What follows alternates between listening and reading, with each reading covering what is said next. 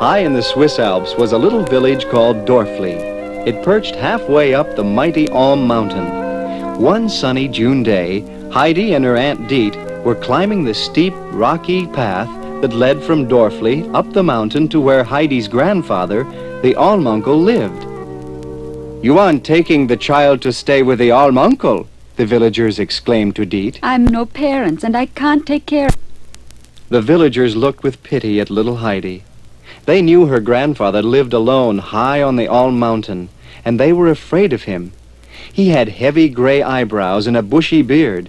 If he spoke at all, his voice was gruff. Poor little Heidi. Heidi stumbled along clumsily behind Aunt Diet. Her face was hot and red, and no wonder. In spite of the warm June sun, she was wearing 3 dresses, one over the other, a big red shawl, and heavy shoes and socks.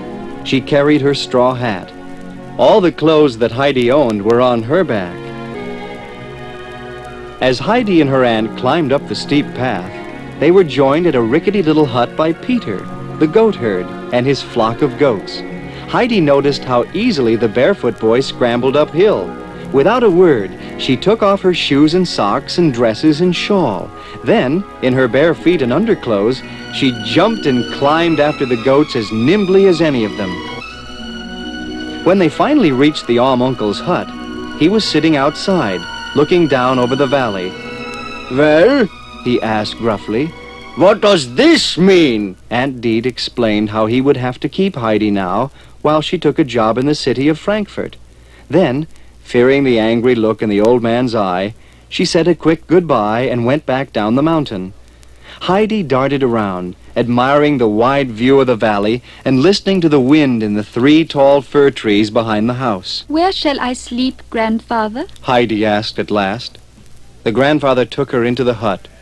"Sleep wherever you like," he said. Heidi saw a little ladder going up to the hayloft. Up there, in the sweet-smelling hay, she made her bed.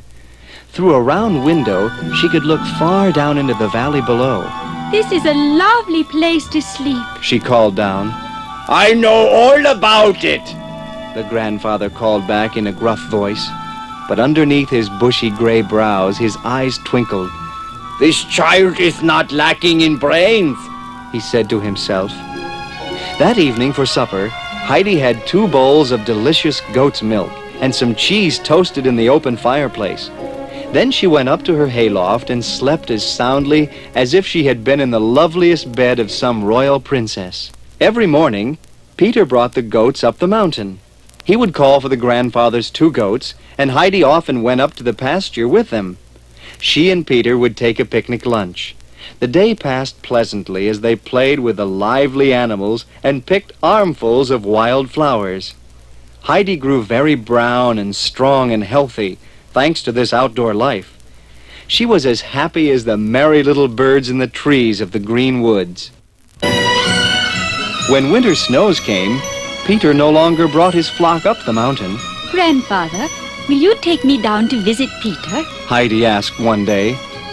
The grandfather bundled her up in a blanket and sat her on the sled in front of him. Then down the snowy mountain they coasted, the grandfather's gray beard flying out behind him. Heidi shrieked with delight. Peter had an old blind grandmother who lived in the rickety hut with him. She was happiest when Heidi could come to visit her. The grandfather would never go inside with Heidi on these visits, but he brought along his hammer and nails. Each time he would mend a shutter or a door, and soon the rickety little hut was made sound and strong. And then one day, Aunt Diet came back. She came to take Heidi to Frankfurt with her. "There is a wealthy family with a sickly daughter there, and they want Heidi to be her playmate," she explained. The grandfather was angry at this. Heidi didn't want to go either, but Aunt Diet said, "You can return soon with some soft white rolls for Peter's grandmother. That will make her very happy." But when Heidi got to Frankfurt, she didn't like it at all. There was no grass, no mountains, no trees, only houses and streets. Clara, a little girl, had to lie on a couch or sit in a wheelchair all day. For her, the days were long and dreary until Heidi came. Heidi was fond of Clara and tried to amuse her. She once brought Clara a basket of kittens. They turned the whole household topsy-turvy, but they made Clara laugh. The girls had their lessons together, and Heidi learned to read at last. She saved all the soft white rolls from her meals, though they grew hard and stale in her closet. Meanwhile, the weeks dragged on in Frankfurt. Heidi grew pale, and her eyes lost their sparkle. She missed her grandfather. She missed All Mountain. She missed Peter and the old grandmother and the frisky goats in the high pasture. Finally, Clara's father saw how homesick the child was. Heidi, do you want to go home to your mountain? He asked. Yes, oh yes, The little girl cried. So she returned to the grandfather on the All Mountain. But she came back with presents for everybody. And later, Clara was brought in her wheelchair to visit Heidi and the grandfather. The meals of goat's milk and cheese were the most delicious Clara had ever tasted, and never had she slept so well. The grandfather made a second bed of hay in the loft next to Heidi's. At night, both of the girls would look at the starry sky through the little round window, and they would fall asleep to the sound of the wind roaring through the 3 fir trees. The grandfather took good care of Clara, and she grew strong and rosy, too. Only Peter was unhappy, for Heidi had no time to play with him anymore. One morning, Peter did something dreadful. He took the empty wheelchair and pushed it down the mountain, so that it broke into hundreds of pieces.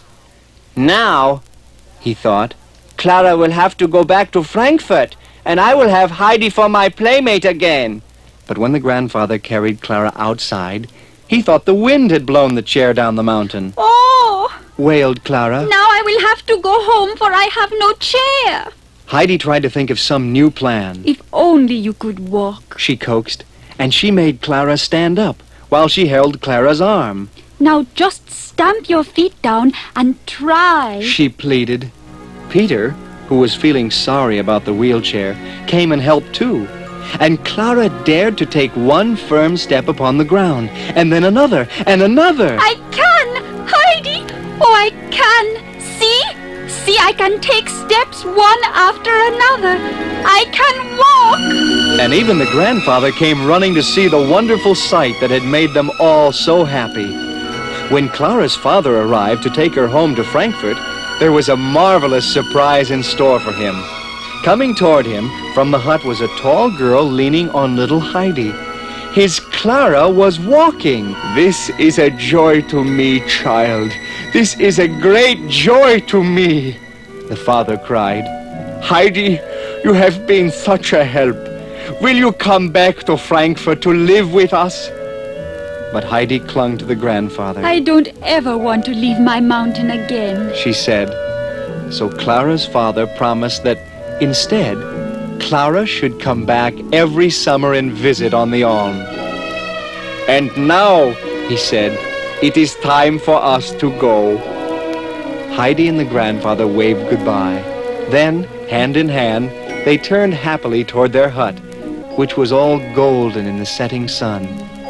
That night, Heidi was very joyful as she climbed up to her bed. She had seen all the mountains and cliffs glowing in the sunset. She had heard the fir trees roaring in the wind.